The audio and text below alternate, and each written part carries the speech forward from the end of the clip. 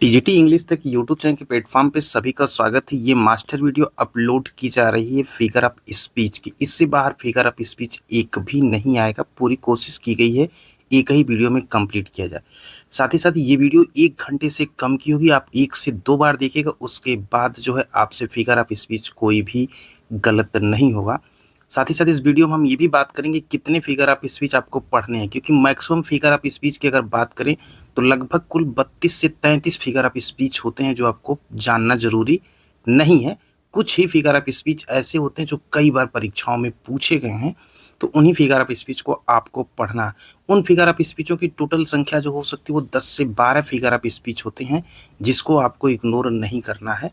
तो वो figure of speech से संबंधित सारे क्वेश्चंस जो है आपको आज की वीडियो में देखने को मिलेंगे टीजीटी इंग्लिश तक यूट्यूब चैनल के प्लेटफॉर्म पे। तो वीडियो शुरू करने से पहले आपसे यही कि आपके कोई भी क्वेश्चंस हो कमेंट में पिन करें, वीडियो को लाइक और शेयर साथ ही साथ अपने फ्रेंड को भी करें, ताकि वो भी इस प्रकार की वीडियो का लाभ उठा सकें। और अगर आप चैनल पे पहली बार विजिट किए हैं तो चैनल को लाइक शेयर और सब्सक्राइब करें टीजीटी इंग्लिश तक। तो चलिए वीडियो को अब शुरू करते हैं। ये आपको क्वेश्चंस वन लाइनर फॉर्म में प्रोवाइड किया जाए। अगर आपको नीड होगी कि ऑब्जेक्टिव फॉर्म में, तो वो भी आपको मिल जाएगा, उसकी भी वीडियो अपलोड कर दी जाएगी। वैसे ये इजी रहेगा आपको लर्न करने के लिए। सबसे पहला आप देख रहे हैं silver man has never read browning, यानी कि सिल्वर मैन ने कभी ब्राउनिंग नहीं पढ़ी है। This is an example. तो ये एग्जाम्पल किस चीज का है? तो आपको यहाँ पे दिख रहा होगा ये मेटोनिमी का एग्जाम्पल है। अब मेटोनिमी क्या होता है? एक्चुअली ये होता है कि substitution of one term for another, यानी कि एक शब्द को दूसरे शब्द से जब प्रतिस्थापित किया जाता है तो वो आमतौर पे क्या होता है, उससे जुड़ा होता है। तो यहाँ पे क्या कहा गया कि silver man has never read browning. तो यहाँ पे मेटोनिमी का उदाहरण है ये कि सिल्वर मैन ने कभी ब्राउनिंग नहीं पढ़ी है। तो यहाँ पे आपको स्पष्ट ये हो रहा होगा कि जब ये मेटोनिमी हो रहा है तो मेटोनिमी का मतलब जो होता है, हिंदी में अगर कहें तो इसे हम कहते हैं लक्षणालंकार हिंदी में। और एक शब्द को दूसरे शब्द से जब हम प्रतिस्थापित करते हैं ना, तो जो आमतौर पे उससे क्या होता है, वो जुड़ा रहता है। अगला देखते हैं, a sequence of repeated consonant sounds in A stretch of language is, यानी कि जब भाषा के एक खंड में दोहराव व्यंजन होते हैं ना, तो वहाँ पे क्या होता है, कॉन्सोनेंट होता है। ये व्यंजन की बात कर रहा है। तो जब व्यंजन में वो दोहराव होते हैं तो वहाँ पे उस चीज को हम क्या कहते हैं, एलिट्रेशन कहते हैं। अब एलिट्रेशंस को लेकर के जो है आपको बताएं तो फिगर ऑफ स्पीच में अनुप्रास अलंकार आपको पता होगा। एलिट्रेशन उसे कहते हैं कि जब शब्दों की शुरुआत में जो ध्वनियाँ होती हैं और व्यंजन जो होते हैं उनकी पुनरावृत्ति होती है, तो वहाँ पे हम एलिट्रेशन कहते हैं। फिगर ऑफ स्पीच के जैसे आपको परिभाषा पता होगी कि जब भी किसी शब्द को ना अलग अलग ध्वनियों के जो विचार होते हैं उन्हें जोड़ दिया जाए और एक साथ जब उसको अभिव्यक्त किया जाता है तो उसे हम क्या कहते हैं, अलंकार कहते हैं। तो ये चीज आपको समझ में आ गई। तो यहाँ पे एलिट्रेशन इसलिए है, यहाँ पे कह रहा है कि जहाँ पे कॉन्सोनेंट की जो है दोहराव वाले व्यंजनों की क्रम हो वहाँ पे एलिट्रेशन होता है। तो दूसरा भी क्लियर हो गया होगा। तीसरा कह रहा है कि periphrasis which is a roundabout way of speech writing is also known as. अब यहाँ पे सर्कम्युलेशंस दिया गया है, तो इसका मतलब होता है परिक्रमण, यानी कि पेरीफ्रेसिस जो कि which is round about way speech writing, यानी कि भाषण और लेखन का जो है एक राउंड अबाउट यानी कि घुमावदार जो मेथड होता है उसे हम क्या कहते हैं, परिक्रमण कहते हैं। तो परिक्रमण के बारे में जब भी आपको ये चीज याद होना चाहिए, फिगर ऑफ स्पीच में परिक्रमण से क्वेश्चंस उतने नहीं पूछे जाते, लेकिन इम्पॉर्टेंट तौर पे 2 से 3 जगह जो है ये पूछे गए हैं। तो इसलिए इसको याद रखिएगा, थोड़ा सा ये इम्पॉर्टेंट है यहाँ पे। तो यहाँ पे सिर्फ आपको इतना ही याद रखें, इस प्रकार के शब्दों को हम जो है ये कहते हैं। फिगर ऑफ स्पीच का सेंस कोई नहीं है, इसलिए जो है ज़्यादा इंपॉर्टेंट भी नहीं, 2-3 जगह ये पूछा गया है। अगला कह रहा है कि he is not the brightest man in the world. अब यहाँ पे एग्जाम्पल जो दिया गया है कि वह दुनिया का सबसे बुद्धिमान व्यक्ति है। अब दुनिया का सबसे बुद्धिमान व्यक्ति है तो इसे जो है क्या कहा जाएगा?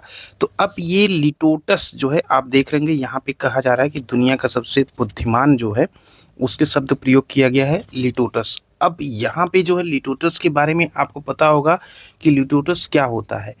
किसी भी जगह जब हम फिगर ऑफ स्पीच पढ़ते हैं ना, तो एक हाइपरबोल आप देखे होंगे, तो लिटोटस क्या होता है कि इसमें एक कथन जो होता है वो अल्प होता है और कथन की पुष्टि जो है उसके विपरीत को नकार कर की जाती है। ये चीज ध्यान दीजिएगा। लिटोटस उसे कहते हैं कि जहाँ पे जो है अल्पकथन, जैसे कह रहा है ना कि he is not the brightest man in the world, वो दुनिया का सबसे बुद्धिमान व्यक्ति नहीं है। तो यहाँ पे उसने क्या किया कि एक छोटा कथन कहा, और जिसमें कथन की जो पुष्टि जो उसके विपरीत को नकार कर की जाती है, यानी कि उसके विपरीत को क्या है, नकार की जो है की जा रही, इसका मतलब जो है यहाँ पे क्या हो जाएगा, लिटोटस हो जाएगा, लाइटोटस भी बोलते हैं। अगला देखते हैं, इसको अगर और दूसरे सेंस में समझेंगे थोड़ा सा, इसको और अगर समझ, लिटोटस उसे कहते हैं जैसे कि दुनिया में जो है सिर्फ एक ही व्यक्ति तो बुद्धिमान हो नहीं सकता, कई लोग बुद्धिमान होंगे। तो यहाँ पे कह रहा है ना कि जब बुद्धिमान जो है व्यक्ति नहीं है दुनिया का सबसे, कई लोग बुद्धिमान होंगे, तो यहाँ पे लिटोटस का तात्पर्य अब आप समझ गए कि मतलब इसका होता क्या है। तो जब भी अल्पकथन के द्वारा किसी चीज को विपरीत को नकार कर किया जाए तो वहां तुरंत आप ध्यान दीजिएगा कि वो लिटोटस है। अगला करेंगे यूजिंग द बेंच, यहाँ पे for the judiciary is an example, यानी कि जब बेंच जो होती है ना न्यायपालिका के लिए, तो वो किसका उदाहरण है, ये एक मेटोनिमी का उदाहरण। जैसे कि आपको बताया कि लक्षणा अलंकार, बेंच का शब्द का प्रयोग आप कहाँ करेंगे, हाई कोर्ट में करेंगे, यानी कि न्यायपालिका में करेंगे। तो ये बेंच क्या है, लक्षण व्यक्त कर रहा है, किसके लिए कर रहा है, जुडिशरी के लिए कर रहा है, तो ये क्या हो जाएगा, मेटोनिमी हो जाएगा। और मेटोनिमी का मतलब ही होता है लक्षण अलंकार, यानी कि जब एक शब्द को दूसरे शब्द पर, यहाँ बेंच को प्रतिस्थापित किया गया जुडिशरी की जगह। न्यायपालिका की बात अगर करनी है तो आप कह देंगे कोई मैटर बेंच में है, तो ये नहीं कहेंगे कोई मैटर न्यायालय में है, इस बेंच में है। दैट मीन्स आपने ये सेंस उसको दे दिया कि आप न्यायपालिका की बात कर रहे हैं। तो यहाँ पे मेटोनिमी होगी, एक लक्षण जो है बेंच जो व्यक्त कर रहा है जुडिशरी का, तो यहाँ पे मेटोनिमी क्लियर हो गया होगा। अगला है A poet once referred to an old man as a tattered coat upon a stick, यानी कि एक कवि ने एक बार क्या किया, एक बूढ़े आदमी को या व्यक्ति को tattered coat upon a stick, एक छड़ी पर फटा हुआ कोट, क्या हुआ, छड़ी पर फटा हुआ कोट कहा था। दैट इज एग्जाम्पल क्या है, ये एग्जाम्पल किस चीज का, अब ये एग्जाम्पल कहाँ पे आ गया, मेटाफर का एग्जाम्पल आ गया। अभी आपसे डिस्कस कर रहे थे कि मेटाफर को लेकर के भी जो है क्वेश्चंस जो है काफी बार पूछे गए हैं, तो यहाँ पे ये मेटाफर हो जाएगा। और मेटाफर का मतलब क्या होता है, जब एक चीज की जो होती है, कंपैरिजन के सेंस में कहते हैं कि जब एक चीज का जो है यहाँ पे दूसरी चीज से तुलना की जाती है, जैसा शब्द का जहाँ प्रयोग होता है। तो यहाँ पे एक छड़ी पर फटा हुआ कोट कहा था, तो यहाँ पे एग्जाम्पल जो है ये मेटाफर का हो गया। तो यहाँ पे समझ रहे होंगे कि एक कवि ने एक बार एक बूढ़े व्यक्ति की एक छड़ी पर फटा हुआ कोट, तो यानी कि मेटाफर का वहाँ प्रयोग होता है जब एक चीज की दूसरी चीज से तुलना की जाती है, तो वहां पे प्रयोग होता है। नेक्स्ट क्वेश्चन है कि Hamlet lying wounded says to his friend Horatio I am dead. Hamlet जो है घायल अवस्था में पड़ा है और वो अपने दोस्त से कहता है कि होरेशियो मर चुका है, होरेशियो आई एम डेड। ये होरेशियो से कहता है कि मतलब ये जो हेमलेट है ना, ये घायल अवस्था में पड़ा हुआ है और अपने दोस्त से कहता है कि होरेशियो मैं मर चुका हूँ।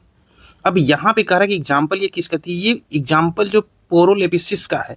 अब यहाँ पे पोरोलेप्सिस क्या होता है, यह एक वाक्य अलंकार होता है। वाक्य अलंकार समझ रहे हैं कि जब कोई चीज भविष्य में होने वाली किसी घटना को जो है इस प्रकार से जो है वहां पे प्रस्तुत किया जाता है कि जैसे कि वो पहले से ही मौजूद है या घट चुकी हो वो घटना, समझ रहे हैं ना।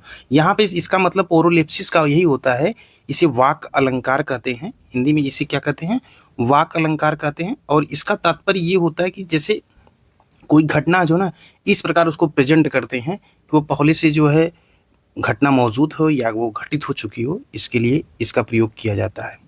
अगला कह रहा है कि यहाँ पे when one says that someone is no may more or that someone has breathed his her last, the speaker resorting to euphemism है। यहाँ पे जो कहा जा रहा है कि जब when one says that, जब कोई कहता है कि someone is no more, यानी कि कोई अब नहीं रहा, और या कि someone has breathed, यानी कि किसी ने अपनी अंतिम सांस ली है।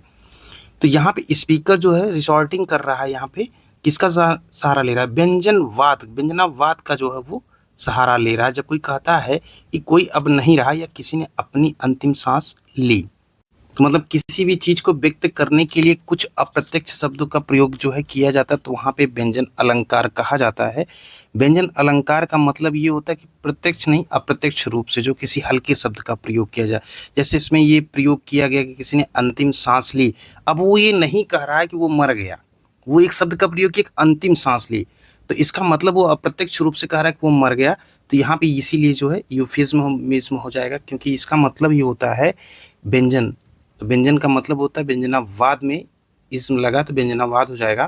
तो व्यंजनावाद में जो है इस चीज का सहारा लिया जाता है कि किसी चीज को अप्रत्यक्ष शब्द से जो है उसको अभिव्यक्त किया जाए।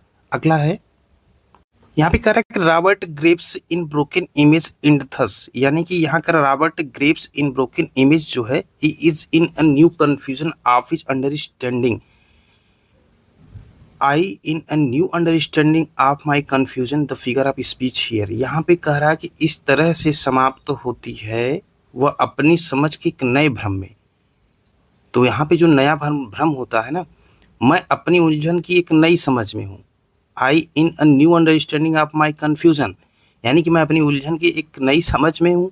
अब यहाँ पे अलंकार पूछा जा रहा है, तो यहाँ पे अलंकार में देख रहे हैं चियास्मस दिया गया। चियास्मस का मतलब ये होता है कि जैसे मान लीजिए किसी दो वाक्यांश हैं, दो खंडों को क्या करते हैं, जब उसको अपोजिट फॉर्म यानी कि उल्टे क्रम में जब व्यवस्थित करते हैं तो वहाँ चियास्मस होता है।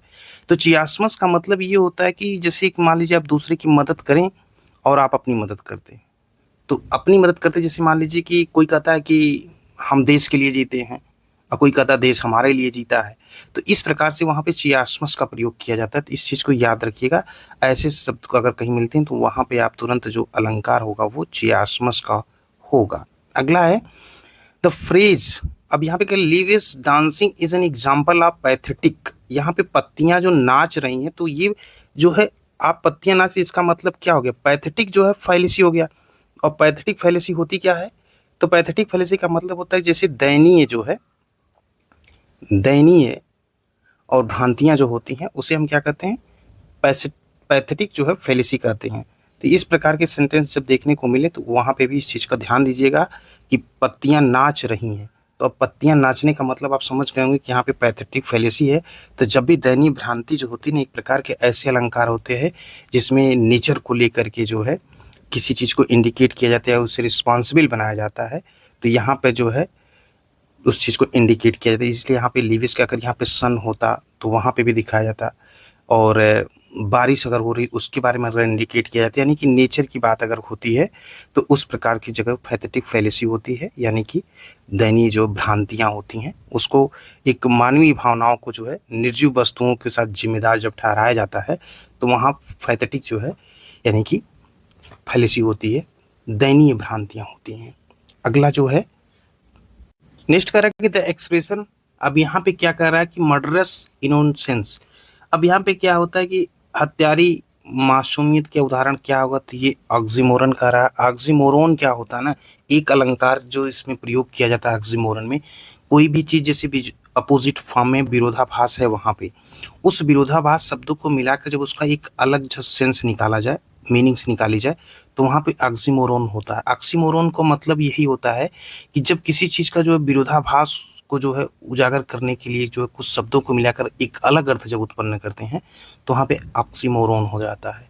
तो इस चीज़ को प्रयोग करते हैं, जैसे यहाँ पे कहा मर्डरस इनोसेंस, तो यानी कि जो हत्यारी मासूमियत, सुख दुख, इस प्रकार के जो पुरानी खबरें हों उस चीज़ को जो है पुराना वर्तमान, इस सब चीज़ को जब उजागर करने के लिए जैसे कड़वा मीठा कहें और उसके बाद जो है छोटी भीड़ कहें, तो इस प्रकार के विपरीत शब्दों का प्रयोग करके एक अनोखा और जो है विचारोत्तेजक जब इफेक्ट डाला जाता है तो वहाँ पे जो है ये होता है ऑक्सीमोरन होता है। अगला कह रहा है एक्सप्रेशंस। अब यहाँ पे ड्रीमिंग हाउस, सपनों का घर, ये उदाहरण जो होता है ट्रांसफर्ड एपिथेट का होता है, यानी कि स्थानांतरित ये विशेषण होता है ड्रीमिंग हाउस। इससे आप समझ गए होंगे। अगला कह रहा है कि if the paradoxical utterance combines two terms that in ordinary uses are countries such as a pleasing pains and burning chill, it is called oxymoron। तो यहाँ पे कह रहा है कि जब दो शब्दों को जोड़ता है और विपरीत है सामान्य उपयोग में, जैसे सुख दर्द, तो ये चीज़ जो के ऊपर बताए वही चीज़ यहाँ पे है, तो इस चीज़ को याद रखिएगा। अब यहाँ पे जो alliteration is the repetition of speech sound in the sequence of nearby words usually applied to consonants only. यहाँ पे कह रहा है कि जो अनप्रास के निकटवर्ती शब्द जो होते हैं वो वाणी ध्वनियों की जो पुनरावृत्ति होती है तो कहाँ पे लागू होती है, सिर्फ जो है व्यंजन पे लागू होती है, यानी कॉन्सोनेंट पे लागू होती है। अगला जो दिया गया Christianity shone like a beacon in the black night of paganism, what figure of speech is. यहाँ पे जो क्रिश्चियनिटी में उपयोग किया गया, यहाँ पे एक उपमा दी गई। उपमा क्या दी गई है कि जो ईसाई धर्म है जो ना, वो काली रात में एक प्रकाश के स्तंभ की तरह जो है चमक रहा था। तो ईसाई धर्म को जो है ना यहाँ पे प्रकाश स्तंभ की तरह जो चमक रहा, तो यहाँ पे सिमली का प्रकाश स्तंभ को जो है यहाँ पे इंडिकेट किया गया है, तो फिगर ऑफ स्पीच यहाँ पे सिमली हो गई, यानी कि उपमा की बात जो है यहाँ पे की गई है। अब अगला कर रहा है सिंबोलिज्म। सिंबोलिज्म का मतलब होता है प्रतीकवाद। प्रतीकवाद होता क्या कि what occurs when a word which has meaning in itself but is used to represent something entirely different. यानी कि जब एक शब्द जिसका अपने आप में अर्थ होता है लेकिन उसका उपयोग क्या करते हैं किसी पूरी तरह से अलग चीज को दर्शाने के लिए जब किया जाता है तो वहां पे हम सिंबोलिज्म का प्रयोग करते हैं। इसको ऐसे भी समझ सकते हैं कि प्रतीकवाद वह होता है, अलंकार प्रतीकवाद वो होता है कि जब एक शब्द जिसका खुद में अपने आप में एक अर्थ होता है लेकिन जब हम उसका उपयोग किसी पूरी तरह से अलग चीज को दर्शाने के लिए जब किया जाता है तब वहां पे हम सिंबोलिज्म कहते हैं। ठीक है, सिंबोलिज्म आप समझ गए होंगे। अब जो है आगे की बात करते हैं। प्रतीकवाद में एक उदाहरण आप समझ जाएंगे। उदाहरण के तौर पे मान लीजिए सपोज दैट आपके जो है रूम में जो है आईना है, शीशा बोलते हैं ना, हाँ शीशा जो होता है वो अगर टूट जाता है तो उससे आप क्या मानते हैं कि अशुभ का संकेत होता है। तो यहाँ से आप समझ रहे हैं एक प्रतीक वहां से अब निकल के आ रहा है कि मिरर टूट गया तो कुछ अच्छी नहीं होगा, ये चीजें होती हैं। या जैसे कभी कभी क्या होता है ब्लैक पट्टी लोग बांध लेते हैं हाथों पे तो वो एक प्रकार से प्रतीक इंडिकेट क्या करते हैं किसी चीज का वो विरोध कर रहे हैं। या अगर कहीं आप व्हाइट फ्लैग देख लेंगे तो व्हाइट फ्लैग में भी वहां से भी इंडिकेट होता है उस सब चीज। छोटे ट्रेन में जो रेड जो फ्लैग होता है उसका इंडिकेशन आप समझ रहे होंगे तो वो भी सिंबोलिज्म है। ठीक है, अगला जो देखते हैं वो कह रहा है कि in this line from kids poem, यानी कि किड्स की जो एक पोएम है, किड्स के पोएम के अंतर्गत जो है प्रयोग किया गया है ऑट टू ऑटम। यानी कि ओ टू ऑटम में क्या होता है किड्स के the locks of the approaching storm the figure of speech used is. यहाँ पे जो है कौन सी फिगर ऑफ स्पीच का जो है प्रयोग किया गया है। तो आपको पता है कि यहाँ पे जो है लाइन में वो टू आटम में जो आने वाले तूफान में जो अलंकार का जो प्रयोग किया गया वो तो मेटाफर है। मेटाफर का प्रयोग यहाँ पे किया गया है, यानी कि मेटाफर मतलब पता होगा रूपक अलंकार जो होता है दो असमान चीजों को जो है बीच में तुलना करता है जैसे का प्रयोग होता है तो वहाँ पे जो है हम इंडिकेट करते हैं वो क्या है मेटाफर। तो यहाँ पे अगर जैसे जैसा आता है तो वहाँ पे मेटाफर का प्रयोग होता है। तो इस चीज से याद रखिएगा कि मेटाफर कहाँ पे लगेगा। तो किड्स की कविता जो ओ टू आटम है आने वाले तूफान में जो तो यहाँ पे मेटाफर हो जाएगा। अगला है कि कह रहा है कि which device has been used in the line success is counted sweetest by those who never succeed. यानी कि कह रहा है कि सफलता सबसे मीठी जानी जाती वे लोग जो कभी सफल नहीं होते। तो इसमें जो एक प्रकार से पैराडॉक्स दिख रहा है, विरोधाभास दिख रहा है। इसमें विरोधाभास की बात की जा रही है और विरोधाभास से आप समझ गए होंगे कि एक जो है सफलता की चीज कही जा रही है मीठी मानी जाती है लेकिन जो लोग सफल नहीं होते हैं तो यहाँ पे एक पैराडॉक्स हो गया। यानी कि कहते हैं कि किसी एक अलंकार को जो किसी बात को जो स्पष्ट करने के लिए जो है एक अलग सा प्रभाव उत्पन्न करने के लिए जब हम विरोधाभासी जो विचार होते हैं उसे प्रस्तुत करते हैं तो वहाँ पे जो है हो जाता है पैराडॉक्स पर। जैसे मान लीजिए स्वतंत्रता क्या है वो गुलामी है, एक पैराडॉक्स ये भी हो जाएगा। और सबसे तेज यात्री वह है जो पैदल चलता है, ये भी पैराडॉक्स हो जाएगा। यहाँ पे विरोधाभास है कि जो सबसे तेज चलता है यात्री वह जो है पैदल चलता है, सबसे तेज यात्री, इसका मतलब तो विरोधाभास हो गया। या कह सकते दुश्मन का दुश्मन मेरा दोस्त है, यहाँ पे भी पैराडॉक्स है। आप जितना देते हैं उससे अधिक पाते हैं, यहाँ पे भी पैराडॉक्स है। तो इस प्रकार से जो है पैराडॉक्स क्लियर हो गया होगा। अगला जो है हम देखेंगे मानवीकरण के बारे में कि जो फिगर ऑफ स्पीच यूज होता है ना यहाँ पे tossing their heads in sprightly dance कह रहा है कि जो डेफोडिल्स है, डेफोडिल्स में अपने सिर को जोश से नचाते हुए उछलना जो है तो यहाँ पे क्या पर्सनिफिकेशन मानवीकरण की बात की गई है डेफोडिल्स में। अगला करें a figure of speech in which there is an exalted statement not to be taken literally. Hyperbole है यहाँ पे, स्पष्ट दिख रहा है कि यहाँ पे अतिशयोक्ति की गई कि कलम तलवार से अधिक शक्तिशाली है।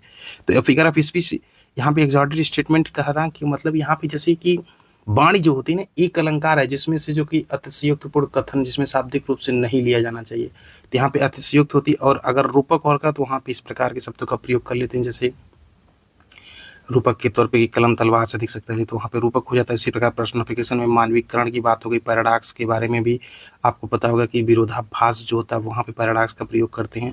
तो इस प्रकार से जो है आपने रूपक के बारे में जाना, प्रतीकवाद के बारे में जाना, उपमा के बारे में जाना, ऑक्सीमोरन क्या होता है वो जाने, उसके बाद जो है भ्रांति क्या होती है फैलेसी उसको जाने, चियास्मस के बारे में जाने, उसके बाद जो है आपने व्यंजनवाद के बारे में भी जाना, प्रोलेप्सिस के बारे में भी जाना।